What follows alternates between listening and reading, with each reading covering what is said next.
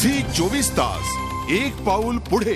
कोळसा खाण घोटाळ्याचा स्टेटस रिपोर्ट कायदा मंत्री आणि पंतप्रधान कार्यालयाला दाखवल्याप्रकरणी सुप्रीम कोर्टानं सीबीआय आणि केंद्र सरकारला चांगलंच फैलावर घेतलं, तर विरोधकांनीही या मुद्द्यावर आपला आवाज वाढवत पंतप्रधानांच्या राजीनाम्याची मागणी लावून धरली। सीबीआयच्या कामात राजकीय हस्तक्षेप कशासाठी? कुणाच्या सांगण्यावरून बदलला अहवाल? हे सवाल आहेत भारताच्या सर्वोच्च न्यायालयाचे।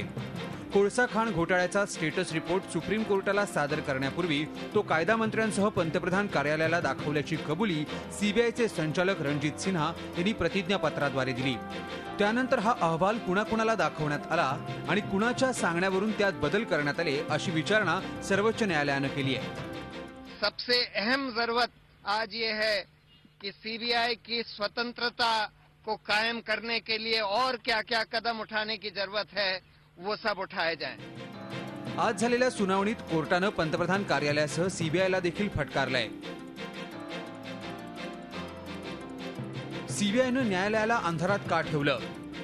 8 मार्च रोजी हा रिपोर्ट कुणी पाहिला? कुणाच्या सांगण्यावरून सीबीआयनं अहवाल बदलला असे सवाल कोर्टानं विचारले।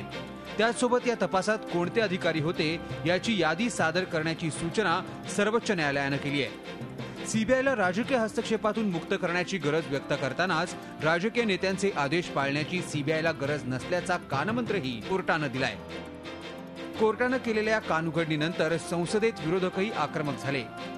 संसद का कामकाज सबसे ज्यादा ठप इसलिए नहीं रहा है कि विपक्ष गैर जिम्मेदार है, बल्कि इसलिए रहा है कि 15वीं लोकसभा की सरकार आजादी के बाद इस देश की सबसे बेस्ट सरकार है। इस देश में जो तकलीफ है उसको मिटाओ। आप खुद अलग हो सकते हो, जा सकते हो, लेकिन देश यहीं रहेगा। लेकिन कभी न कभी फर्ज के लिए खड़ा होना पड़ता है। आप फर्ज निभाते नहीं हो।